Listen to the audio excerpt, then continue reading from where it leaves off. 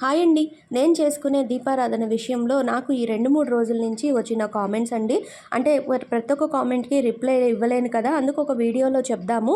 నాకు తెలిసిన విషయము అని చెప్పనైతే ఈ వీడియో చేస్తున్నాను. మీకు గనక నచ్చినట్లు అనిపిస్తే, కరెక్టే అనిపిస్తే తప్పకుండా లైక్ చేయండి. అలాగే మీ ఫీడ్‌బ్యాక్ కామెంట్ ద్వారా నాకైతే చెప్పండి. దీపం ముందే అలంకారం చేయకూడదు. మీరు దీపారాధన వెలిగించిన తర్వాత మీరు గంధం బొట్టు పెట్టాలి అని అంటున్నారు. నేను ఎప్పటినుంచో ముందు గంధము, కుంకుమ అలంకారం చేసి దీపారాధన వెలిగించిన తర్వాత అక్షతలు వేస్తాను. అలాగే పువ్వులు పెడతానండి. దీపారాధన చేసిన తర్వాత నేను ఇవి 2 పెడతాను. పువ్వులు లేని పక్షంలో అక్షింతలు వేసి నమస్కారం చేసుకుంటాను.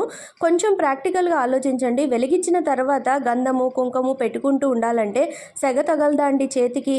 అలా పెట్టుకుంటూ చేసుకునే దానికన్నా ప్రశాంతంగా ముందే రెడీగా చేసి పెట్టేసేసుకొని చక్కగా దీపం జ్యోతి పరబ్రహ్మ శ్లోకం చెప్పుకొని పువ్వు కానీ అక్షింతలు కానీ వేస్తే ఎంత బాగుంటుంది చెప్పండి.